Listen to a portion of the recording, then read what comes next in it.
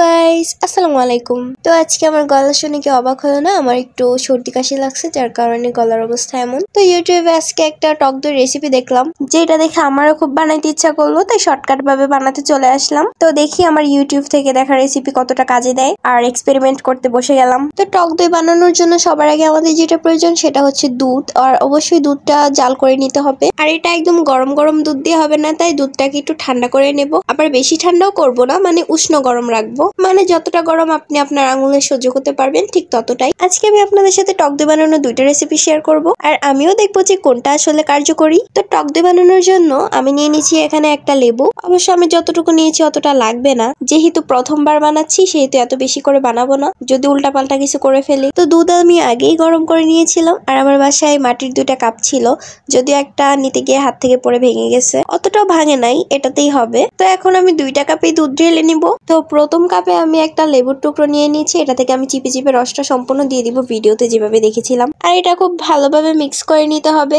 Mix করতে গিয়ে আমার একটু ভয় কাজ করতেছিল, কারণ দুধটা ছানা কেটে যাচ্ছিল, জানি না হয় কিনা, যাই হোক। তারপর আমরা চলে যাব দ্বিতীয় কাপে, আর দ্বিতীয় কাপে আমি লেবু দিব না, ওটাতে দিব কাঁচামরিচ। তো কাঁচামরিচটা আমি বোটা সহ একটু ভেঙে দিয়ে দিব কাপের মধ্যে, আর এটাকে ঢেকে রেস্টে রেখে দিব 7 থেকে 8 ঘন্টার জন্য। তারপর চলে যাব আমরা যে কাপে লেবু মিশ্রিত করেছিলাম, লেবুর রস, ওইটাকে পানি দিয়ে ভাপ দিতে হবে। তো এটা করার জন্য আমি একটা বাটি নিয়ে নিয়েছি, যদিও আমার সব কড়াইগুলো একটু ব্যস্ত ছিল, তাই হচ্ছে আমি বাটি ব্যবহার করতেছি, তোমরা অন্যভাবে এটা ভাপ দিতে পারো। আমি বাটিতে একটু পানি নিয়ে তার উপর টিস্যু পেপার দিয়ে দিয়েছি, তারপর মাটির কাপটা দিয়ে দিয়েছি। এটাকে ঢেকে আমি 10 থেকে 15 মিনিটের জন্য ছেড়ে দিব, আর এটা মিডিয়াম আঁচে রাখতে হবে। এভাবে নাকি মাত্র 10 মিনিটেই দই তৈরি হয়ে যায়। তো দেখা যাক আজকে কি হয়। তো ফিরে এলাম 10 মিনিট পর এটার অবস্থা দেখার জন্য, আর এটার অবস্থা দেখে তো আমি পুরাই ভয় পেয়ে গেছি, কারণ এটা মোটেও দইয়ের মতো লাগতেছিল না। তাই আমি একটা ছুরি দিয়ে চেক করতেছিলাম আসলেই এটা হয়েছে কিনা, কিন্তু কিছুই বুঝতে পারতেছিলাম না। তো এটা চুলা থেকে নামায়া ঠান্ডা করে তারপর দেখা যাক।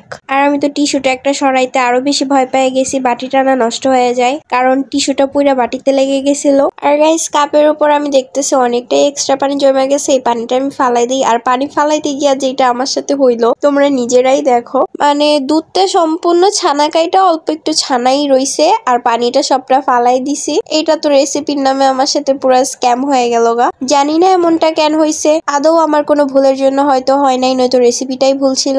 ওদেরটা তো ঠিকই হইছে, বাট আমারটা হইলো না কেন? তো যাই হোক, এটাতে কোনো কাজই হইলো না। তো আমরা 5 থেকে 6 ঘন্টা পরে চেক করব সেকেন্ড কাপটা। তো এটা দেখার জন্য তো আমার তর্স হইছিল না, তাই আমি 4-5 ঘন্টার মধ্যেই চলে আসছি চেক করতে। আদৌ আমার মনে হয় না যে এটা হবে, কারণ ভিডিওতে বলছিল কমপক্ষে 7 থেকে 8 ঘন্টা লাগবে এটা সেট হইতে। আমি 4-5 ঘন্টা না যাইতেই চলে আসছি দেখার জন্য। আর এটা দেখার পর আমি তো টোটালি অবাক গাইজ, এটা মাত্র 4-5 ঘন্টার মধ্যেই সেট হয়ে গেছে, যদিও অতটা ভালোভাবে হয় নাই, তবে ফ্রিজে রাখলে হয়ে যাবে। মানে আমি তো পুরো অবাক, কাঁচামরিচ দিয়েও দই বানানো সম্ভব, তাও আবার টক দই। যাই হোক, প্রথম রেসিপিটা তো ভুলেও কাজ করলো না, দ্বিতীয়টা তো কাজ করলো। এবার দেখা যাক এটা আসলে কতটা কি হয়েছে। জাস্ট দেখো গাইস, কোনো কিছু করা ছাড়া জাস্ট দুধের মধ্যে কাঁচামরিচ দিয়ে এত সুন্দরভাবে টক দই সেট হয়ে যায়। এটাতে অবশ্য রাঁধুনিদের জন্য সুবিধাই হয়, বাসায় যদি টক দই না থাকে আগের দিন এভাবে টক দই বানিয়ে রেখে দিলে রান্নাতে এটা খুব ভালোভাবে ব্যবহার করতে পারবে। আর তোমরা সবাই জানো টক দই স্বাস্থ্যের পক্ষে কতটা উপকার। আর এই টক দইটার